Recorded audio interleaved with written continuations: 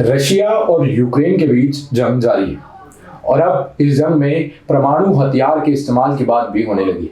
यानी कि ये जंग अब और खतरनाक मोड़ की तरफ जा सकती है।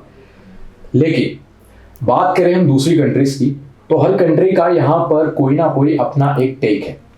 अमेरिका हो, यूरोपियन कंट्रीज हो, नाटो हो, इनका ये टेक है कि जो रशिया है वो जल्द से जल्द यूक्रेन से अपनी सेना वापस बुला ले और इसी के चलते इन्होंने इन पर रिस्ट्रिक्शंस भी लगा दी। लेकिन इस रिस्ट्रिक्शंस का कोई असर होता नहीं दिख रहा है। वहीं दूसरी तरफ है इंडिया, जिसका अभी तक इस मामले में कोई एक क्लियर स्टैंड हमें देखने को अभी तक नहीं मिला है। हालांकि इंडिया का कहना है कि दोनों देश बातचीत के जरिए इस मामले को सुलझाएं, लेकिन बातचीत के जरिए मामला सुलझेगा या नहीं ये हमें आगे जानने को ही मिलेगा। लेकिन आज इस मुद्दे को लेकर हम आए हैं कपिल मदान जी के पास, जो एक एडवोकेट हैं और कांग्रेस सपोर्टर हैं। सर, आपका स्वागत है हमारे चैनल ग्लोबल नाउ 24/7 में। थैंक यू सर, पहला क्वेश्चन जो मेरा आपसे रहेगा वो ये रहेगा कि इस वॉर को लेकर, जो रशिया और यूक्रेन के बीच में वॉर चल रही है, इस पर आपका क्या मानना है, आप क्या सोचते हैं? देखिए, मुझे ये लगता है कि ये अनप्रोवोक्ड अटैक है जो रशिया ने किया है, और वॉर कोई भी सिचुएशन का किसी भी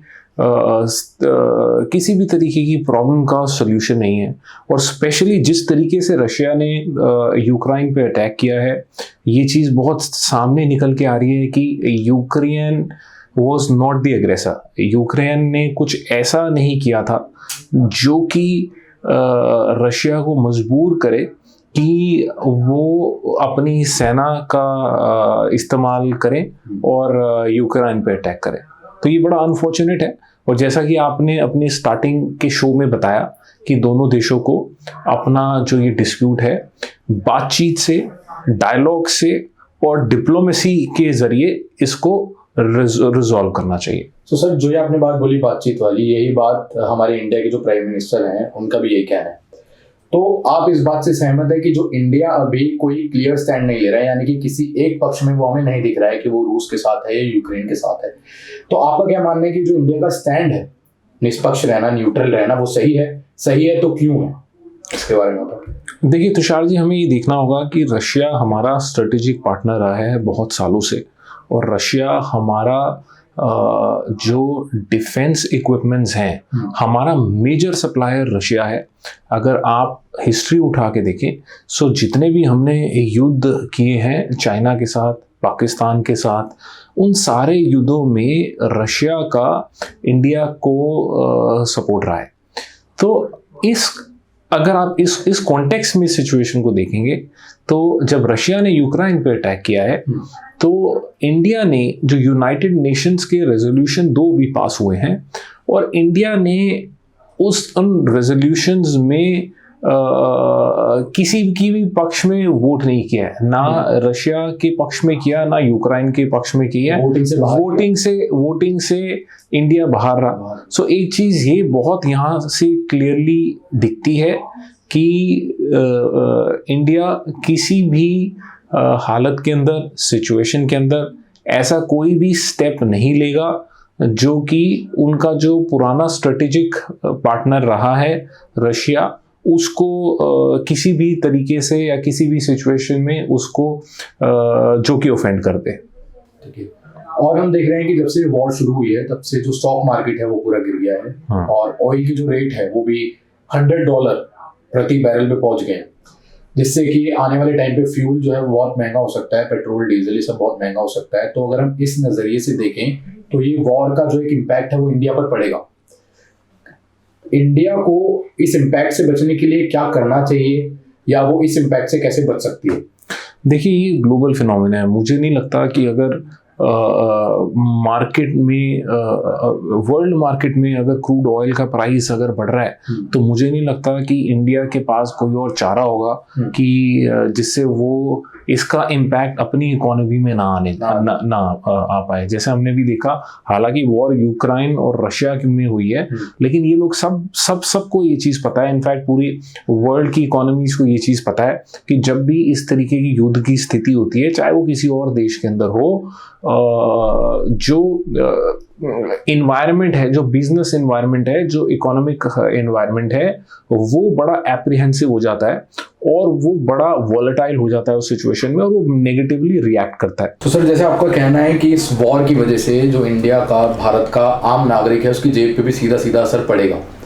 अब हम बात करें स्टूडेंट्स की, जैसे कि हम देख रहे हैं कि यूक्रेन से स्टूडेंट्स को वापस लाया जा रहा है, और एक सर्वे में ये देखा गया है कि जो इंडियन स्टूडेंट्स हैं वो मेडिकल की स्टडी के लिए प्रेफर करते हैं यूक्रेन जाना। तो अब ऐसी सिचुएशन में जो स्टूडेंट्स वापस आए, उनके फ्यूचर को लेकर क्या एक मतलब उनके फ्यूचर पे क्या इम्पैक्ट पड़ सकता है, और आगे आने वाले टाइम में क्या ऐसा होगा कि और स्टूडेंट्स जाएंगे यूक्रेन? देखिए, ये बड़ा बहुत ही ट्रिकी सवाल आपने मेरे से पूछा है। अब ये चीज़ बड़ी क्लियर है कि जो वहाँ पे स्टूडेंट्स पढ़ रहे थे वो अपनी पढ़ाई के बीच में थे, उनकी पढ़ाई ख़त्म नहीं हुई, उनकी ग्रेजुएशन पूरी नहीं हुई, और अगर बिना ग्रेजुएट हुए अगर वो यहाँ पे आ जाते हैं तो ना उनके पास डिग्री है, ना उनके पास कॉलेज है। तो मुझे लगता है कि जो भारतीय स्टूडेंट्स हैं वो सबसे ज़्यादा जो अगर नुकसान, इस डायरेक्ट नुकसान इस वॉर का अगर किसी को होगा इंडिया में, तो वो जो हमारे भारतीय स्टूडेंट्स थे जो वहाँ पे पढ़ रहे थे, जो बहुत अपने एस्पिरेशंस लेके अपनी कई स्टूडेंट्स तो बहुत भारी एजुकेशन लोन लेके जाते हैं, और इस सिचुएशन में अगर उनकी पढ़ाई पूरी नहीं होती, उनको डिग्रीज नहीं मिलती, और उनको अगर बीच में छोड़ के यहाँ आना पड़ता है, तो मुझे लगता है कि उन्होंने जो अभी तक पढ़ा, जो उन्होंने अपनी एजुकेशन पे पैसा लगाया, वो मुझे लगता है कि मुझे ऐसा लगता है कि वो ख़राब हो जाएगा। और सरकार को इस मुद्दे को भी थोड़ा गहराई से सोचना चाहिए कि हम उन स्टूडेंट्स के लिए इस तरीके की सिचुएशन में क्या कर सकते हैं, क्योंकि तकरीबन जो एक एस्टिमेट है वो ये बोलता है कि तकरीबन 18 से 20 हज़ार स्टूडेंट्स वहाँ पे इंडिया से जो गए थे पढ़ने के लिए वो हैं। यहाँ पे सर एक बड़ा पॉलिटिकल सवाल मैं आपसे पूछना चाहूँगा, क्योंकि आप कांग्रेस के सपोर्टर भी हैं। तो यहाँ पर स्टूडेंट्स को लाने के लिए जो इस समय नरेंद्र मोदी जी का एक रोल देखा जा रहा है, उसको बहुत मतलब बड़ा रोल देखा जा रहा है कि उनका एक बहुत बड़ा रोल है। अगर उनकी जगह कोई और होता तो शायद वहाँ से वो स्टूडेंट्स को नहीं निकाल पाता। तो इस पर आपका क्या कहना है कि मोदी जी के अलावा कोई होता तो निकाल पाता है या नहीं निकाल पाता है, सिर्फ मोदी है तो मुमकिन है वाली बात यहाँ पर लोग कर रहे हैं? देखिए मैं आपको हिस्टोरिकल पर्सपेक्टिव बता देता हूँ। जब कुवैत के अंदर वॉर हुई, कुवैत और इराक की वॉर हुई, तो तकरीबन उस ज़माने में 1,70,000 भारतीयों को वहाँ से निकाला गया था। अब तक का जहाँ तक मेरी जानकारी है सबसे बड़ा इवैक्यूएशन ऑपरेशन वो था। तो तब तो मोदी जी नहीं थे, और यहाँ पे तो 18 से 20 हज़ार स्टूडेंट्स हैं। और आपको ये चीज़ का भी ध्यान रखना होगा कि उस ज़माने के अंदर कम्युनिकेशन के चैनल्स इतने एडवांस नहीं थे। आज की डेट में हर एक इंसान के पास मोबाइल है, हर एक इंसान के पास इंटरनेट है। अगर मोबाइल नहीं लगता तो इंटरनेट के ज़रिए वो मैसेज पहुंचा सकता है, अपनी लोकेशन पहुंचा सकता है, जीपीएस है, इतनी बड़ी बड़ी टेक्नोलॉजीज़ हमारे पास हैं। आप इमेजिन करके देखिए 1991 में लोगों के घरों में लैंडलाइन भी नहीं हुआ करते थे।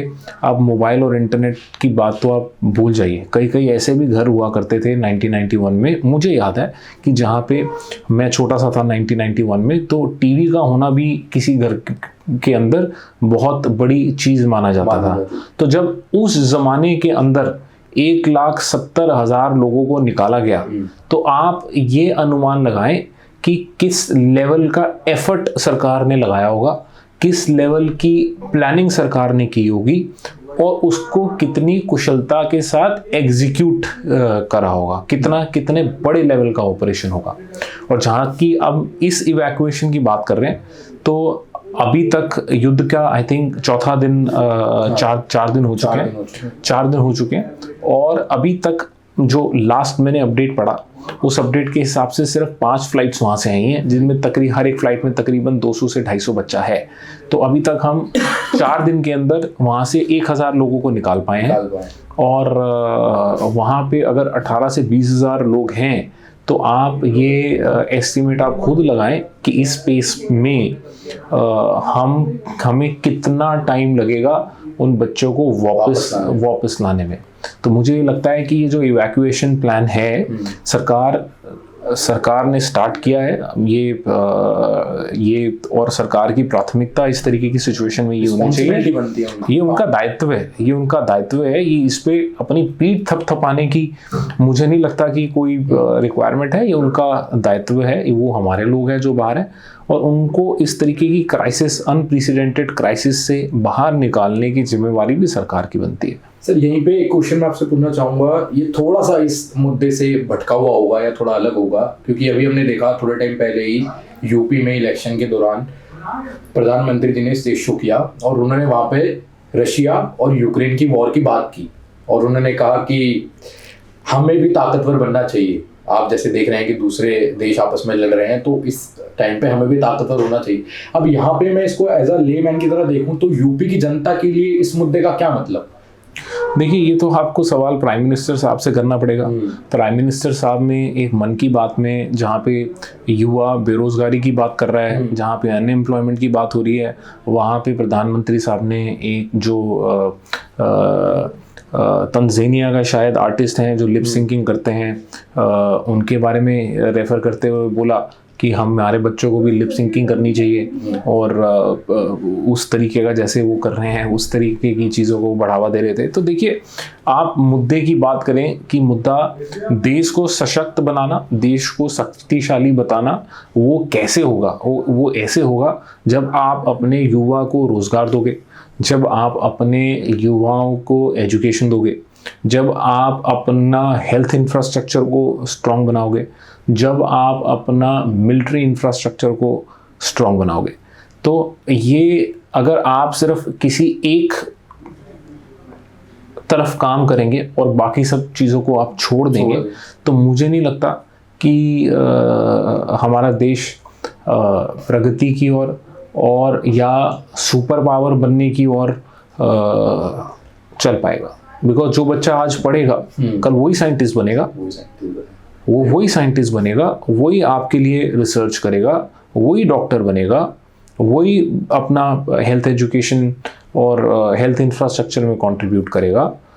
सर अब वापस आए रशिया और यूक्रेन के मुद्दे पे, तो यहाँ हम देख रहे हैं कि नाटो जो अपने आप में एक बहुत पावरफुल ऑर्गेनाइजेशन है, आपका हो गया अमेरिका जो अपने आप में एक बहुत पावरफुल कंट्री है, ये दोनों ही यूक्रेन के साथ खड़े हैं। लेकिन फिर भी जो रशिया है वो यूक्रेन पर लगातार हमले करता ही जा रहा है। तो क्या हम यहाँ पे समझे कि इतना पावरफुल होने के बाद भी रशिया को रोक नहीं पा रहे हैं, उस पर कोई दबाव नहीं बना पा रहे, रिस्ट्रिक्शंस भी लगा दिए लेकिन उसका भी कोई असर नहीं हो रहा है? ऐसा क्यों? जब आप इतने पावरफुल कंट्रीज ऑर्गेनाइजेशन आपके साथ है, तब भी आप रशिया पर वो दबाव क्यों नहीं बना पा रहे हैं कि वो अपना सैनिक बल जो है वो वहाँ से हटा? देखिए, ये बड़ी एक अनप्रेसिडेंटेड सी सिचुएशन है जहाँ पे अगर आप यूक्रेन की जियोपॉलिटिक्स देखें तो यूक्रेन के वेस्ट में यूरोपियन कंट्रीज से जुड़ा हुआ है, ईस्ट में रशिया है, ठीक है। और इस तरीके की सिचुएशन में जहाँ पे रशिया अनप्रोवोक्ड डिसाइड किया, रशिया ने अटैक किया और जिस तरीके की स्टेटमेंट्स आ रही हैं कि वो अपने न्यूक्लियर जो उनकी वेपनरी है उनको भी उन्होंने एक्टिवेट किया है या उनको भी उन्होंने हाई अलर्ट पे रखा है, डिस्पाइट कि नाटो और सारे जितने यूरोपियन कंट्रीज़ हैं, जितनी भी वेस्टर्न कंट्रीज़ हैं, वो सारी एक सुर के अंदर रशिया को कंडेम्ड कर रही हैं और वो अपना साथ ओपनली यूक्रेन को दिखा रही हैं। इनफैक्ट मैंने कुछ रिपोर्ट्स ऐसी भी पढ़ी जहाँ पे यूरोपियन कंट्रीज़ ने यूक्रेन को हथियार भी भेजे हैं, ठीक है। तो मुझे ये लगता है कि रशिया ये दिखाना चाह रही है स्ट्रेटेजिकली कि वो आज भी सुपर पावर है और डिस्पाइट ये जो वेस्ट और जो यूरोपियन कंट्रीज़ हैं वो एकजुट एक सुर में बात कर रही हैं, उसके बावजूद भी रशिया का जो अपना पॉलिटिकल एजेंडा है, अपना स्ट्रेटेजिक एजेंडा है, वो मुझे लगता है कि रशिया उससे पीछे हटने का मूड में नहीं है। अभी थोड़े दिन पहले ही जो बाइडेन ने यूक्रेन के राष्ट्रपति से कहा था कि अगर आप चाहें तो हम आपको सही सलामत निकाल सकते हैं, पर उन्होंने कहा कि हमें हथियारों की जरूरत है, आप हमें हथियार दो, आप हमें सवारी मत दो। तो यहाँ पर अमेरिका, नाटो जिनके पास बहुत बड़ी बड़ी अपनी अपनी सेनाएं हैं, तो वो अपनी सेना को वहां पर इवैक्यूएट क्यों नहीं कर रहे हैं, या नहीं करना चाहते हैं कि उन्हें कहीं ना कहीं ये डर है कि अगर हम इस युद्ध में उतरते हैं तो कहीं ना कहीं एक वर्ल्ड वॉर वाली जो सिचुएशन है वो स्टार्ट हो जाएगी। देखिए तुषार जी, आपका कहना बिल्कुल ठीक है। जहाँ पे इतने सारे देश अगर ओपनली कंडेम कर रहे हैं, कंट्रीज हथियार दे रही हैं, तो एक बात बहुत क्लियर है कि एक एंटी रशिया स्टैंड वेस्ट ने लिया हुआ है। और रशिया और वेस्ट का जो डिस्प्यूट है या जो भी मतभेद रहते हैं रशिया के वेस्ट के साथ, ये कोई नई बात नहीं है। ये पुराना झगड़ा है, ये पुरानी लड़ाई है। और जैसा कि आपने बताया कि जो यूक्रेन के राष्ट्रपति हैं उन्होंने एक ये बात बोली कि उनको हथियार चाहिए, उनको सवारी नहीं चाहिए। और उन्होंने एक बात रशिया को और बोली कि अगर रशिया इन्वेड करता है तो वो रशिया को फेस करेंगे और रशिया को पीठ दिखा के नहीं भागेंगे। और आई थिंक वो सिर्फ कह नहीं रहे थे, आई थिंक उनके आगे के जो एक्ट्स हैं वो उन्होंने करके दिखाया। इनफैक्ट जो यूक्रेनियन सिविलियंस हैं, मैं ये भी देख रहा हूँ कुछ रिपोर्ट्स के अंदर कि यूक्रेनियन सिविलियंस ने हथियार उठा लिए और वो आर्मी का हर तरीके से सपोर्ट करने के लिए तैयार है। तो मुझे ये लगता है कि रशिया को शायद इस बात का आइडिया नहीं था कि यूक्रेन इतना टफ रेसिस्टेंस उनको दे पाएगा। और मुझे लगता है कि शायद रशिया ने यूक्रेन को अंडर एस्टिमेट किया। और यही वजह है कि यूक्रेन अभी तक उसको टैकल कर पा रहा है। नहीं तो रशिया का तो ये मानना था कि हम 12 घंटों के अंदर यूक्रेन को घुटनों पे ला सकते हैं। करेक्ट। एक सवाल सर ये रहेगा कि अब बातचीत का सिलसिला शुरू हो सकता है इन दोनों देशों के बीच, तो अगर बातचीत होती है तो इसका कोई हल निकलता है, और अगर हल निकलेगा तो क्या इसमें ये बात जो यूक्रेन के राष्ट्रपति है वो अपनाने को तैयार होंगे कि वो नाटो का हिस्सा आगे चलकर नहीं बनेंगे, और नाटो का हिस्सा उनके लिए बनना इम्पोर्टेंट है तो क्यों है, जिसकी वजह से ये पूरा युद्ध असलियत में शुरू हुआ है? देखिए, जहाँ तक बातचीत का बात है, एक रिपोर्ट अभी थोड़ी देर पहले की रिपोर्ट थी जिसमें ये साफ हो गया कि बेलारूस के अंदर बातचीत दोनों डेलीगेशंस वहाँ पहुँच गए हैं और दोनों की बातचीत वहाँ पे चल चुकी है। सो दोनों का जो मतभेद है, एक मेजर उसका कारण ये है कि जो यूक्रेन चाहता है कि उसको नाटो का पार्ट बना लिया जाए, ताकि क्योंकि यूक्रेन को ये पता है कि रशिया की जो आर्मी है, वेपनरी है, वो यूक्रेन से बहुत बड़ी है, बहुत मैसिव है। तो अगर यूक्रेन नाटो का पार्ट बन जाता है तो वो रशिया को थोड़ा सा डिटर करता है कि वो किसी तरीके की, अगर ऐसी सिचुएशन में मान लिया जाए अगर यूक्रेन नाटो का ऑलरेडी पार्ट होता, तो इस सिचुएशन में रशिया को मुझे लगता है कि जो सैन्य बल हैं और कंट्रीज के, जो नाटो कंट्रीज के, मुझे लगता है कि रशिया को एक बहुत टफ फाइट वहाँ पे मिल रही होती। और यही बात नाटो ने भी कही थी कि जब उन्होंने अपने सैनिक मांगे थे तो उन्होंने कहा कि आप अभी हमारा पार्ट नहीं हो यूक्रेन को, तो हम आपको अभी सैनिक बल नहीं दे सकते हैं। करेक्ट। ये जो वॉर चल रही है इसमें दोनों तरफ के लोग मारे जा रहे हैं, सोल्जर्स मारे जा रहे हैं। ये भी पता लगा है कि यूक्रेन के जो प्रेसिडेंट है उन्होंने कहा है कि इनका पहला शिकार मैं हूँ, दूसरा मेरी फैमिली। तो और यहाँ पर ये बात होने लग रही है कि जो रशिया है उसका मेन मुद्दा ये है कि वो वहाँ जाकर वहाँ की पॉलिटिकल पार्टी को खत्म करे, बजाय इसके कि वो यूक्रेन को अपने अंडर मिले। तो वो चाहता क्या है कि वो पूरी की पूरी वहाँ की पार्टी खत्म कर दे, या यूक्रेन को, जैसे कि ये बोला जाता है कि जो पुतिन है उनका एक ख्वाब है कि वो सोवियत संघ को दोबारा यूनाइट करे, जो सोवियत संघ हुआ करता था उसको दोबारा बनाया जाए, यूक्रेन को दोबारा से अपने हिस्से मिले और वो एक बहुत बड़ी पावर बन के उभरे। तो उनके पीछे की सोच क्या है? देखिए, ये जहाँ तक यूक्रेन की बात है, अगर आप ये देखें कि 2014 में यूक्रेन में सरकार चेंज हुई और ये जो करंट पॉलिटिकल पार्टी वहाँ पे है जो रूल कर रही है, ये फाइट दे रही है बहुत रशिया को। और ये माना जाता है कि जो पहले की सरकार थी, 2014 से पहले की सरकार थी, वो प्रो रशिया थी। तो मुझे लगता है कि आपका ये कहना ठीक है कि जो पुतिन की परेशानी है और जो चीज़ उनको परेशान कर रही है, तकलीफ दे रही है, वो ये दे रही है कि जो प्रीवियस सरकार थी वो प्रो रशिया हुआ करती थी, और ये जो सरकार है ये प्रो रशिया नहीं है, ये एंटी रशिया है। और ये रशिया को बेसिकली एक टफ स्टांस देने के लिए, टफ टाइम देने के लिए अपने आप को एक anti Russia country, strong anti Russia country बनाना चाहती है, जिस डायरेक्शन में पहला पड़ाव आता है कि वो नाटो का अपने आप को सदस्य बना ले, ताकि यूक्रेन के पास एक आर्मी बैकअप, बड़ा आर्मी बैकअप और देशों से सपोर्टेड आर्मी बैकअप यूक्रेन को मिल जाए। और रशिया जो उस पर हमेशा से अपना दावा ठोकता है या उसको एकदम दबाने की कोशिश करता है, वो उससे उभर सके। अभी आपने सुना कपिल मदान जी को, जो एक एडवोकेट हैं और साथ ही कांग्रेस सपोर्टर भी। हमने उनसे कुछ प्रश्न किए और उसके जवाब उन्होंने दिए। अब बात यहाँ ये है कि ये जो जंग चल रही है ये कब और कहां जाकर रुकेगी। बातचीत का सिलसिला शुरू हो चुका है और आज ही इस जंग में परमाणु हथियारों के इस्तेमाल की बात भी की गई। अब आगे क्या होता है ये तो आज की बातचीत के बाद ही पता चलेगा। ये जंग और भयानक मोड़ लेगी या बातचीत के बाद ये सिलसिला यहीं सुलझा लिया जाएगा। पर आप कहीं मत जाइए, देखते रहिए ग्लोबल नाउ 24/7। वीडियो को लाइक करें, शेयर करें और चैनल को सब्सक्राइब करना ना भूलें। मैं तुषार, धन्यवाद।